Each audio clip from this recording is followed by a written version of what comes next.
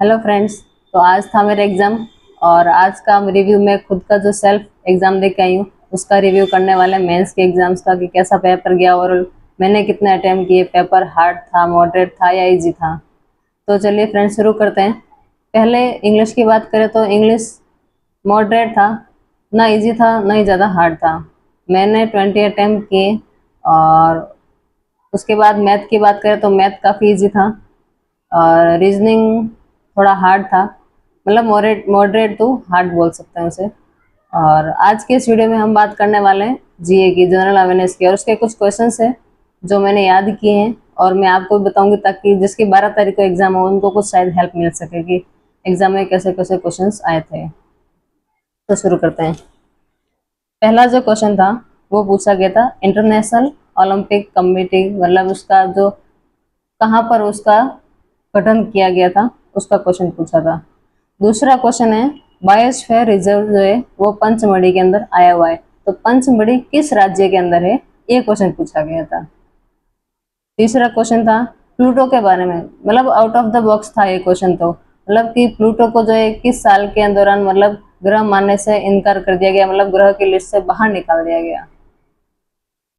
Next question है जो सूर्य की किरण एक्सरसाइज है वो किस दो देशों के बीच में होती है, इसका आंसर था India and Nepal.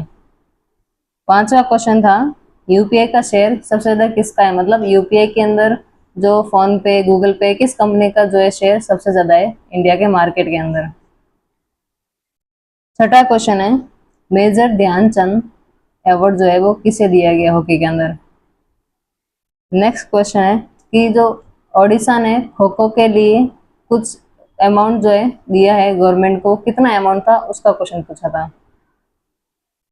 Next question है, ये तो बहुत इजी क्वेश्चन था कि मतलब डब्ल्यूएचओ से हाल ही में किस देश ने जो है विड्रॉ कर लिया है, तो इसका आंसर सिंपल सा है यूएस से होगा।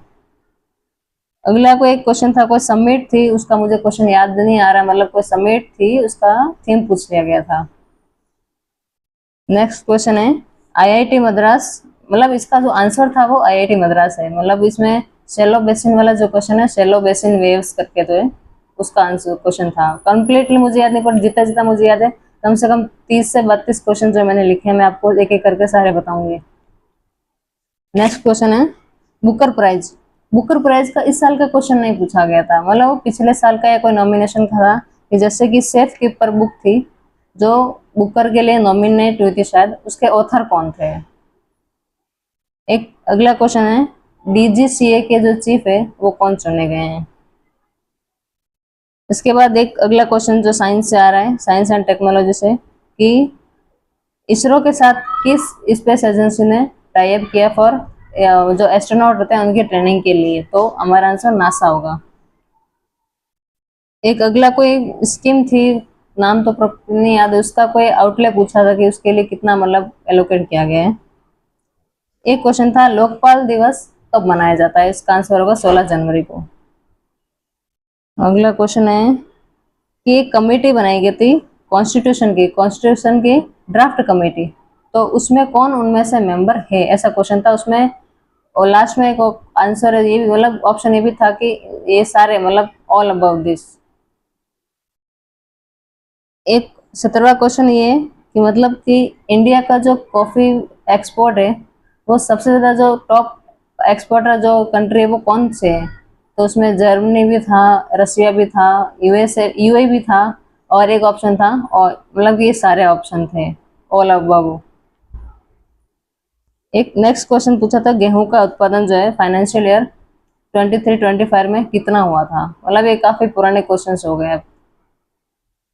एक क्वेश्चन अगला है मत्स्य संपदा योजना जो है उसके बारे में पूछा था कि जो नॉर्थ ईस्ट में ये लागू की गई, तो नॉर्थ ईस्ट में से वो कौन सा स्टेट था जो इनमें से नहीं था, अरुणाचल के अलावा एक और स्टेट कौन सा था, ऐसा क्वेश्चन पूछा गया था।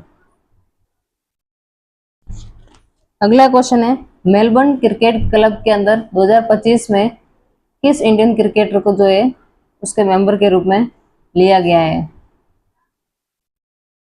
क्वेश्चन नंबर 21 बीमा सखी योजना जो है एलआईसी की, उसके अंदर जो मैक्सिमम एज है वो क्या है, वो पूछी गई थी, जो 70 इयर्स है लगभग। क्वेश्चन नंबर 22, वात्सल्य योजना जो है, वात्सल्य योजना आपको शायद अभी निकली थी, निर्मला सीतारमन जी ने अपने बजट में शायद बताई भी थी, तो उसका पूछ लिया गया था कि उसकी मैक्सिमम लिमिट क्या है, मतलब आप कितना उसमें कर सकते हो, तो उसकी जो लिमिट है नो अपर, उसकी कोई लिमिट नहीं है। एक क्वेश्चन ये भी था कि रूरल इनकम जो है उसमें कितना ग्रोथ दिखने को मिला है, और मतलब इसमें डाटा वाले क्वेश्चन बहुत ज़्यादा थे, और बैंकिंग अवेयरनेस से लगभग ना के बराबर क्वेश्चन थे, सब करंट अफेयर से था, वो भी लगभग जनवरी से मार्च के अंदर बहुत ही कम क्वेश्चन देखे गए थे, मतलब दिसंबर नवंबर अक्टूबर इस टाइप से क्वेश्चन ज़्यादा पूछे गए थे, डेटा वाले ज़्यादा थे। आरबीआई के क्वेश्चन भी लगभग 1 से 2 देखने को मिले, इससे ज़्यादा नहीं थे। तो अगला क्वेश्चन जो है डिफेंस एक्सपोर्ट, कि इंडिया का डिफेंस एक्सपोर्ट जो है अमाउंट दे दी गई थी कि इतना अमाउंट का हुआ है, तो फिर परसेंटेज पूछा गया कितने परसेंट का जो ग्रो है हुआ था और ये अमाउंट है, तो परसेंटेज में पूछा था कि कितना परसेंट ग्रोथ हुआ है। Question number 25, world readiness index, उसके अंदर टॉप 5 जो कंट्रीज थे उनके बारे में पूछा था कि इनमें से टॉप 5 में से कौन सी कंट्री है। Question number 26, global globe winner जो है कौन था, मतलब कि ग्लोबल ग्लोब विनर में मूवी पूछी गई थी ड्रामा कैटेगरी के अंदर। और एक क्वेश्चन जो मतलब बहुत ही आईसीएससी की जो T20 की जो ट्रॉफी है उसमें विनर्स की लिस्ट एक साइड दी गई थी और एक साइड में इनके ईयर्स थे, मतलब कि इनमें से कौन सा सही नहीं है वो मैच करना था, मतलब कि श्रीलंका कब जीता था, इंडिया कब जीता था, पाकिस्तान कब जीता था, इस टाइप में मैचिंग करना था। अगला जो क्वेश्चन है, ब्रिक्स कंट्री के अंदर जो नया मेंबर अपॉइंट हुआ है परमानेंटली वो कौन सा था, तो इसका आंसर इंडोनेशिया होगा। कस्तूरी, एक क्वेश्चन था जो था वो भी स्टेट्स लेवल से था, मतलब कि कसूरी करके जो एम्ब्रॉयडरी है वो किस स्टेट से बिलोंग करता है, किस स्टेट से रिलेटेड है, तो इसका आंसर कर्नाटक होगा।